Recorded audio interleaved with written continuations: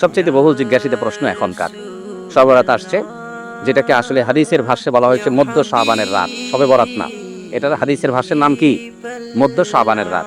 এই মধ্য শাবানের রাত বা মধ্য শাবানের রজনী, এই রাতে যেটাকে আমরা শবে বরাত বলি, এই রাতে নামাজের নিয়ম কি? কয় রাকাত পড়তে হবে, কোন রাকাতে কোন সূরা কতবার পড়তে হবে, এটা বহুল জিজ্ঞাসিত একটা প্রশ্ন। এবং এ ব্যাপারে আমরা অনেকে জানি যে শবে বরাতের নামাজে এত রাকাত পড়তে হবে, সেখানে সূরা কুল হুয়াল্লাহ, ইখলাস এতবার পড়তে হবে, ইত্যাদি ইত্যাদি।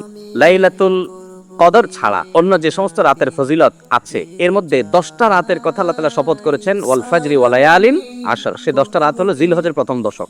খবর নেই আমাদের দেশে মানুষের যে রাতগুলো শপথ আল্লাহ কোরআনে বলছেন কত ফজিলতপূর্ণ, কিন্তু জিলহজের প্রথম দশকের রাতের কোনো বিশেষ ফজিলতের কথা আমরা কয়জনে জানি? যাই হোক, মধ্য শাবান রজনীর কথা আমরা বেশি জানি শুধু না, সবচেয়ে বেশি আমরা এই রাতে ইবাদতের চেষ্টা করি। সবচেয়ে বেশি চেষ্টা তো হওয়া উচিত হলো লাইলাতুল কদরে। এর পাশাপাশি যদি কেউ মধ্য শাবানের রাতে আল্লাহ তাআলার ক্ষমা লাভের চেষ্টা করে, সেটা দর্শনীয় না, সেটা জায়েজ। এই রাতের এতটুকু ফজিলত অবশ্যই প্রমাণিত যে আল্লাহ রাব্বুল আলামিন এই রাতে হিংসুক ছাড়া, মুশরিক ছাড়া বাকি মানুষগুলোকে সাধারণ ক্ষমা ঘোষণা করেন।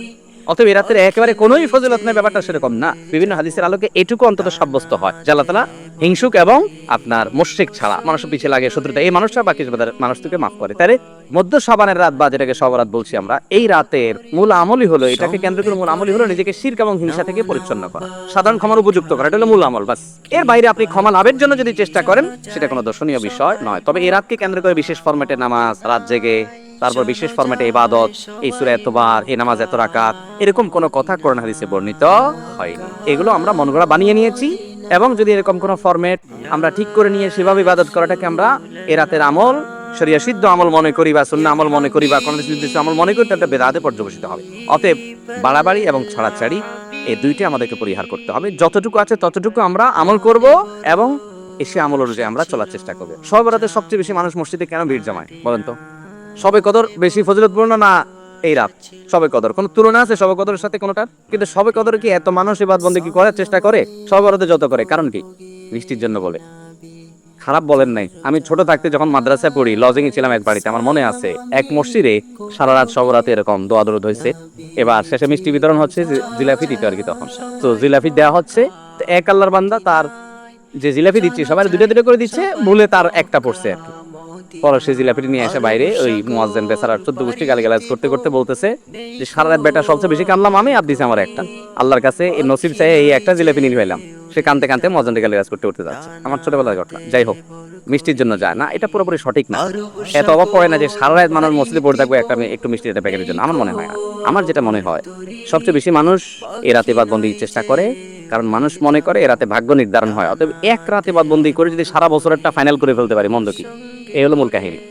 আল্লাহ তাআলা আমাদেরকে বিশুদ্ধ পদ্ধতিতে ইবাদতবন্দি করার তৌফিক দান করুন। তাহলে ভাইরা আমার, মধ্য শাবানের রজনীতে আমরা আল্লাহ তাআলার কাছে ক্ষমার উপযুক্ত হওয়ার জন্য, হিংসা শিরক থেকে মুক্ত হওয়ার চেষ্টা করব। ক্ষমা পাওয়ার জন্য প্রচেষ্টা আমাদের থাকবে। কিন্তু ওই যে বেদাতি পন্থা, বিশেষ ফরমে ঠিক করে ইবাদত, নামাজ, হালুয়া রুটি খায় মানুষ। হালুয়া রুটি কেন খায়? কেন খায় হালুয়া রুটি ভাই? সারা দেশে অনেক জায়গায় এখনো এটা হালুয়া রুটি ওই দিন বানাবে মানুষ। হালুয়া রুটিটা কেন হয় বলেন তো? বলে যে নবী সাল্লাল্লাহু আলাইহি সাল্লাম উহুদের যুদ্ধে তার দমদান মোবারক শহীদ হয়েছে, এই জন্য উনি শক্ত খানা খাইতে পারতেন না, হালুয়া খাইতেন, এই জন্য আমরা হালুয়া খাই। আরে ভাই, নবী সাল্লাল্লাহু আলাইহি সাল্লামের দাঁত ভাঙছে প্রথম কথা, ওটা শাবান মাসে ঘটেই না, ওটা পড়ছে আরেক মাসে। আপনি এটা এই মাসে আনলেন কোত্থেকে? আচ্ছা, তারপরে যদি ধরে নেই এই মাসেই হয়েছে, তো ওনার দাঁত ভাঙছে কাদের আঘাতে? মুশরিকদের আঘাতে, তাই না? আল্লাহর দুশমনদের আঘাতে, কাফেরদের আঘাতে দাঁত ভাঙাতে উনি হালুয়া খাইছে বলতেছেন, যদি এটার কোনো ভিত্তি নাই, বোগাস কথা। তারপরে ধরে নিলাম, তো আপনি ভালো দাঁত নিয়ে হালুয়া খাচ্ছেন কোন শরমে?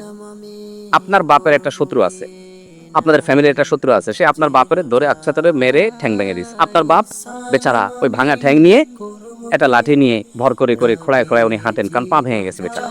আপনি আপনার বাবার ওই যে শত্রু, যে আপনার বাপের পা ভাঙছে, ওই শত্রুর সাথে আপনার বিরাট দরম বরম দোস্তি, চা দোকানে আড্ডা পাড্ডা মারেন, সব জায়গায় ঠিক আছে।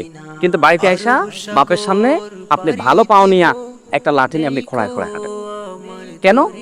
বাবার প্রতি সহমর্মিতা দেখা, যে আমার বাবার যেহেতু পা ভেঙে দিছে, এই জন্য বাবা খোড়া করে হাঁটে, আমি এখন ভালো পাও নিয়া লাঠি নিয়ে খোড়ায় খোড়ায় হাঁটতেছি। কি বলেন? এই দৃশ্য যদি দেখে আপনার বাপে, কি করবে? হাতের লাঠিটা দিয়ে বলবে আমার পাও যা যাক, তোর আগে কয়টা বাড়ি দিবে, এত তুই আমার ব্যাঙ্গাইতে আসছস? আমার পা ভাঙছে যারা, তুই পারলে তাদেরকে বিচারের আওতায় আনবি, তাদের একটা বিহিত করবি। সেটা না করে তার লগে তলে তলে তোমার সম্পর্ক, তুমি আসছো আমার এখানে নাটক করে আমার সহমর্মিতা জাহির করতে। নবী সাল্লাল্লাহু আলাইহি সাল্লামকে যারা দাঁত ভাঙছে তাদের সাথে তো দোস্তির কোনো কমতি নেই, তাদের প্রতি তো আপনার সহমর্মিতার কোনো কমতি নেই, ওয়ালা বারা বলতে কিছুই নেই। কিন্তু আপনি হালুয়া খায়া ভালো দাঁত নিয়া আপনি নবী সাল্লাল্লাহু আলাইহি সাল্লামের প্রতি সহমর্মিতা প্রদর্শন করছেন, এর চেয়ে হাস্যকর আর কি হতে পারে? আল্লাহ আমাদেরকে সঠিকভাবে দিন পালন করার তৌফিক দান। সবরাতে আসলে ওই যে আগে এক সময় আমরা দেখতাম পটকা ফুটতো, বাজি ফুটাইতো, যাক আলহামদুলিল্লাহ এগুলো পুলিশ প্রশাসনের নির্দেশনার কারণে থামছে। এরপরে ওই যে আতশবাজি করা, রাতে গোসল করা, অনেক তামাশা আমাদের সমাজে আছে সবরাতকে কেন্দ্র করে, শত শত বেদাতের আয়োজন এই রাতকে কেন্দ্র করে আছে। আল্লাহ আমাদেরকে এগুলো থেকে বেঁচে থাকার তৌফিক দান করুন। আমরা আল্লাহর কাছে ক্ষমা লাভের চেষ্টা করবো, আল্লাহ আমাদেরকে ক্ষমা লাভ করার, ক্ষমা পাওয়ার তৌফিক দান করুন। তিনটি আমলের কথা আমরা বলবো, তিনটি কর্মসূচির কথা বলবো, যেগুলোর মাধ্যমে আমরা সৌভাগ্যবান হতে পারি, আমাদের নসিবে ভালো কিছু হতে পারে। আরো অনেক আইটেম আছে, অনেকগুলো পয়েন্ট আছে, আমি শুধুমাত্র মৌলিকভাবে তিনটির কথা বলছি। সর্বপ্রথম কাজ হলো আল্লাহর প্রতি ঈমান আনতে হবে, আল্লাহর আনুগত্য করতে হবে, আল্লাহর দাসত্ব এটা আমাদেরকে করতে হবে, আল্লাহর আদেশ নিষেধগুলোকে মেনে চলতে হবে। আমার রব, আমার সৃষ্টিকর্তা, যার কাছে আমাকে ফিরে যেতে হবে। ইন্না লিল্লাহ, নিশ্চয় আমরা সবাই কার? আল্লাহ। ওয়া ইন্না ইলাইহি, এবং আমাদের সবাইকে যেতে হবে আবার কার কাছে? আল্লাহর কাছে আবার যেতে হবে, তার সামনে দাঁড়াতে হবে। সেজন্য আমার রবের নির্দেশের বাইরে আমি চলবো না, তার নিষেধাজ্ঞাকে আমি লঙ্ঘন করব না। এর মধ্যে আমার এই জীবনের প্রত্যেকটা ক্ষেত্রে আমার কল্যাণ নিহিত, আবার এর মাধ্যমে আমার অনন্ত অসীমকালের যে যাত্রা তার কল্যাণও পরিপূর্ণভাবে নিহিত। মুহতারাম হাজিরিন, সেই রবের আনুগত্য, তার গোলামি, তার দাসত্ব যদি আমরা পরিপূর্ণভাবে করতে পারি, আমার নিজেকে যদি আমি সারেন্ডার করে দিতে পারি, আল্লাহর কাছে সমর্পণ করে দিতে পারি, আমি যে প্রকৃত মুসলমান হয়ে নামে মুসলমান না হয়ে আমি যদি পরিপূর্ণভাবে আল্লাহর গোলামি করতে পারি, যে আল্লাহর আদেশ আছে, পৃথিবীতে আর কার আদেশ আছে বা নাই আমার দেখার দরকার নাই, কারণ আমি গোলাম আল্লাহ আর কারণ না। আমি বলেছি আশহাদু আল্লা ইলাহা ইল্লাল্লাহ, আল্লাহ ছাড়া সত্যিকারের মাবুদ আর কেউ নাই, হতে পারে না। অতএব নির্দেশ আমি যদি তার পাই, তাহলে আর কারো নির্দেশ আছে কি নাই সেটা আমার দেখার কোনো প্রয়োজন। এটাই হলো ঈমানের দাবি। আল্লাহ যদি কোনো বিষয় নিষেধ করেন, তাহলে সেই নিষেধাজ্ঞা আমি লঙ্ঘন করব না। তাতে কে খুশি হবে কে নাখুশ হবে, কোনটা আমার টিকবে কোনটা টিকবে না, সেটা আমার দেখার দরকার না। এটা হলো আপনার ঈমানের দাবি।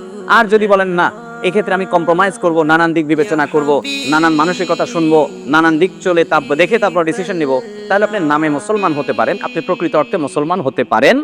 মুসলমান মানেই হলো আত্মসমর্পণকারী আল্লাহ রাব্বুল আলামিনের কাছে। মুহতারাম হাজিরিন, অতএব আমাদের ভাগ্য সুপ্রসন্ন হবে, আমাদের ভাগ্যে ভালো কিছু লেখা হবে যদি আমরা আল্লাহ রাব্বুল আলামিনের আনুগত্য সঠিকভাবে যথাযথভাবে করতে পারি। যে যত বেশি করতে পারবো তার নসিব তত ভালো হবে দুনিয়াতে এবং আখিরাতে।